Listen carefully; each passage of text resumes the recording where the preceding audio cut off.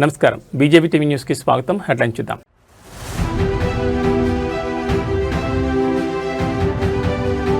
కొత్త ఏడాదిలో ఇస్రో ప్రయోగం విఫలం. నిర్ణీత సమయానికి నింగికెగిరిన PSLV C-62.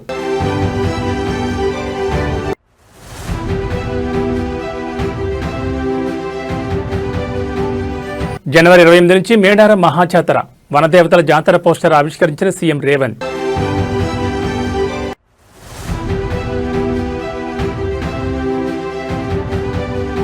ఐఏఎస్ ఆఫీసర్లు ప్రభుత్వ పెద్దలపై అసత్య ఆరోపణలు సరికాదు. సోషల్ మీడియాలో వచ్చిన కథనాలపై స్పందించిన మంత్రి శ్రీధర్ బాబు.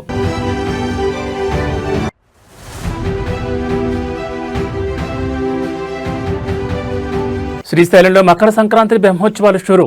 ప్రతిరోజు శ్రీ స్వామి అమ్మవార్లకు విశేష పూజలు.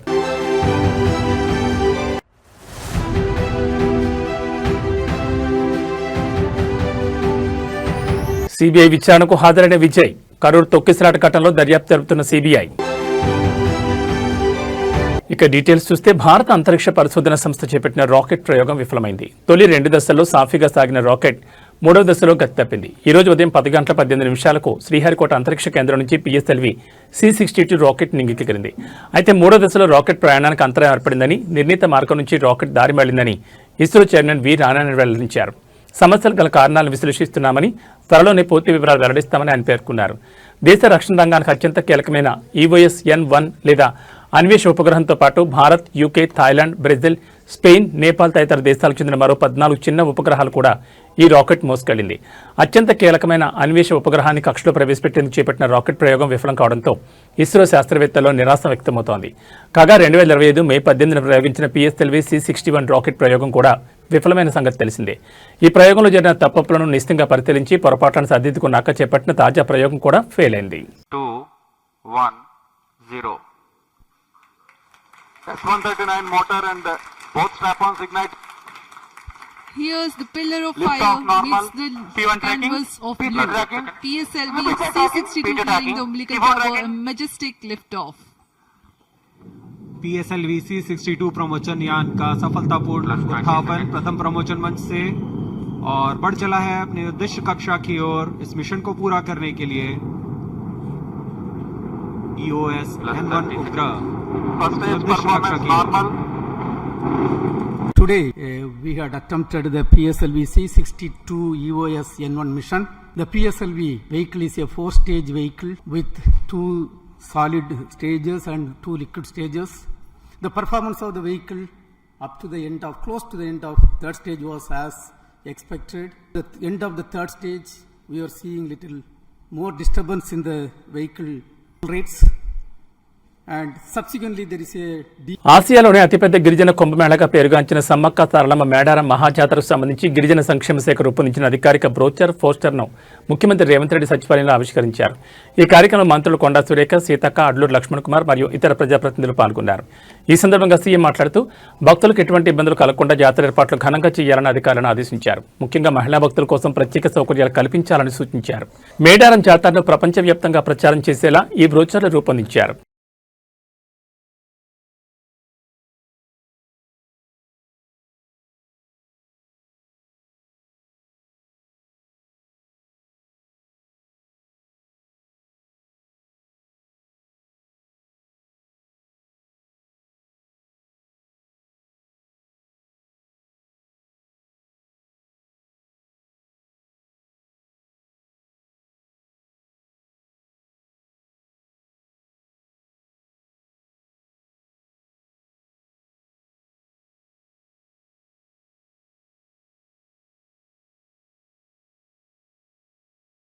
పెద్దపల్లి జిల్లా మంథరంలో పలు అభివృద్ధి పనులకు శంకుస్థాపన కార్యక్రమంలో మంత్రి శ్రీధర్ బాబు పాల్గొని కీలక వ్యాఖ్యలు చేశారు. ఇటీవల రాష్ట్రంలో ప్రభుత్వ పెద్దలు, ఐఏఎస్ ఆఫీసర్లపై మీడియా, సోషల్ మీడియాలో వచ్చిన కథనాలను తీవ్రంగా ఖండించారు మంత్రి శ్రీధర్ బాబు.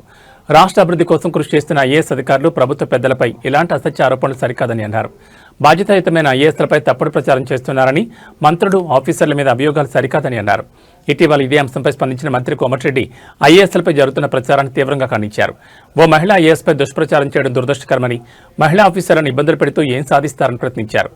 నాపై ఏమైనా రాయాలనుకుంటే రాయండి, తట్టుకుంటా, కానీ మహిళా అధికారులపై ఇష్టం వచ్చినట్టు వార్తలు రాయొద్దని హెచ్చరించారు.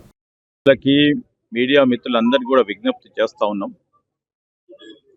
మొన్న ఈ మధ్యలో మరి రాష్ట్ర వ్యాప్తంగా అనేక సందర్భాల్లో కొన్ని సత్యదూరమైన మీడియా వైరల్ చేయడం, ప్రత్యేకించి ఐఏఎస్ ఆఫీసర్ల మీద పేరు రాయకుండా, దానికి తోడు మరి ప్రభుత్వంలో ఉన్న పెద్దల పైన కొన్ని మీడియా సందర్భంగా వచ్చినాయి. తప్పకుండా దాన్ని మేము ఖండిస్తా ఉన్నాం. దాంట్లో కొన్ని మీడియాలలో ప్రధానంగా సోషల్ మీడియాకు సంబంధించి వచ్చి కొంతమంది సహచరులకు సంబంధించిన మరి ఎవరిదో ఏదో పేరు పెట్టకుండా ఇష్టారాజ్యంగా ఆ విధంగా చేయడం అనేది, ఎందుకంటే ఈరోజు ప్రభుత్వం చేస్తా ఉన్న అనేక కార్యక్రమాలు ఈ విషపూరితమైన మరి కొన్ని సోషల్ మీడియా ప్లాట్ఫామ్స్లో ఈ విధంగా చేయొద్దని, ఎందుకంటే దాంట్లో అధికారులను కూడా మరి ఆ జిల్లాలకు సంబంధించిన అధికారులని ఆంధ్రప్రదేశ్ విద్యా ఐటీ శాఖల మంత్రి నారా లోకేష్ సతీ సమేతంగా ఇవాళ ఉదయం మహారాష్ట్రలోని ప్రముఖ పుణ్యక్షేత్రం షిరిడీని సందర్శించారు. ఈ ఉదయం సూర్యోదయానికి ముందు సాయిబాబా సన్నిధిలో భక్తి శ్రద్ధలతో నిర్వహించే అత్యంత విశిష్టమైన కాకాడ హారతి కార్యక్రమంలో లోకేష్ బ్రాహ్మణి దంపతులు పాల్గొన్నారు. అంతకుముందు ఆలయానికి చేరుకున్న మంత్రి దంపతులకు సాయిబాబా సంస్థాన ట్రస్ట్ సభ్యులు, ఉన్నతాధికారులు సాధారణంగా ఆహ్వానం పలికి బాబావారి శేషవస్త్రంతో ఘనంగా సత్కరించారు.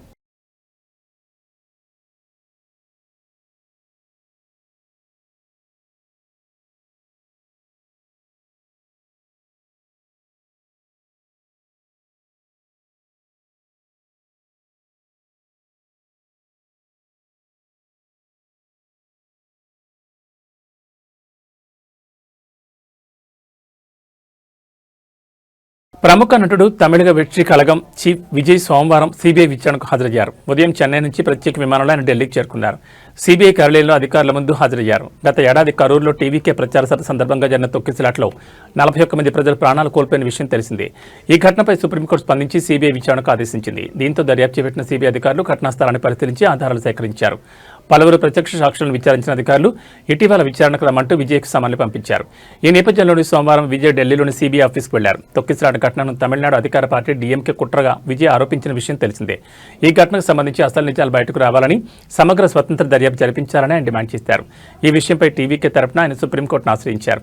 అత్యున్నత న్యాయస్థానం సీబీఐ విచారణకు ఆదేశించగా విచారణకు సహకరిస్తానని విజయ్ ప్రకటించారు. కాగా తమ నాయకుడు విజయ్కు భద్రత కల్పించాలని టీవీకే పార్టీ ఢిల్లీ పోలీసులకు విజ్ఞప్తి చేసింది.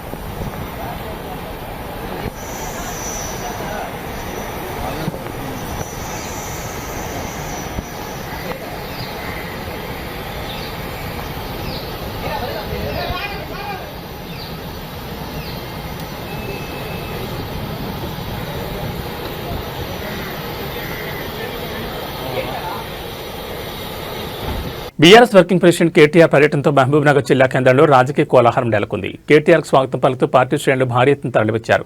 స్థానిక పిస్తా హౌస్ నుండి ఎంబీఎస్ గ్రౌండ్ వరకు నిర్వహించిన భారీ బైక్ ర్యాలీలో వేలాది మంది కార్యకర్తలు పాల్గొన్నారు. జై తెలంగాణ, జై కేసీఆర్ అనే నినాదాలతో పట్టణం మారబోగింది. దారి పొడవునా కేటీఆర్కు పూలవర్షం కురిపిస్తూ కార్యకర్తలు తమ అభిమానాన్ని చాటుకున్నారు. అనంతరం ఎంబీసీ గ్రౌండ్లో ఏర్పాటు చేసిన బహిరంగ సభలో కేటీఆర్ ప్రసంగించనున్నారు. ఈ కార్యక్రమంలో మాజీ మంత్రులు, ఎమ్మెల్యేలు మరియు జిల్లా ముఖ్య నేతలు పాల్గొన్నారు.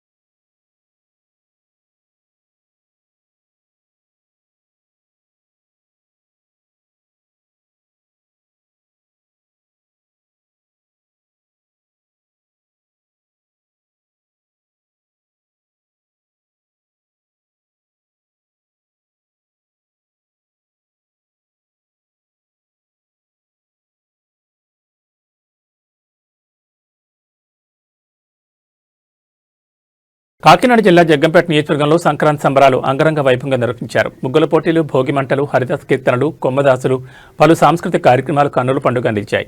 ఈ ఉత్సవాలకు జగ్గంపేట ఎమ్మెల్యే, టీటీడీ బోర్డు సభ్యులు జ్యోతుల నెహ్రూ, కాకినాడ జిల్లా టీడీపీ అధ్యక్షులు జ్యోతుల నవీన్ ముఖ్య అతిథులుగా విచ్చేశారు. ఈ ఉత్సవాల్లో పలువురు ప్రజాప్రతినిధులు సంప్రదాయ దుస్తుల్లో కనిపించి అలరించారు.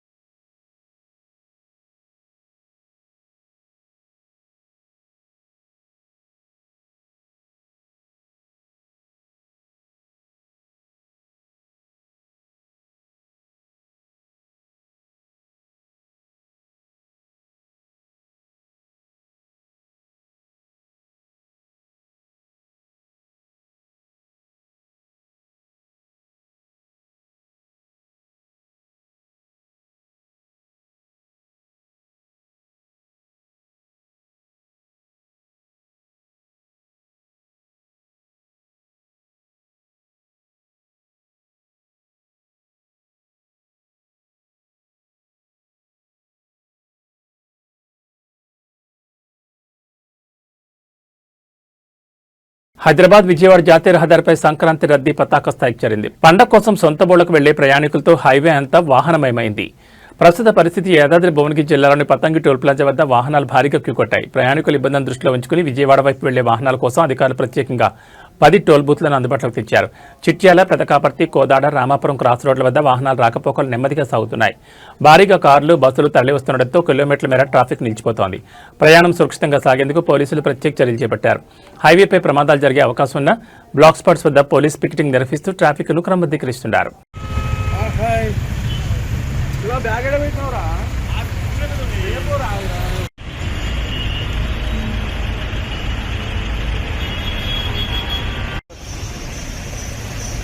बाहर है उसको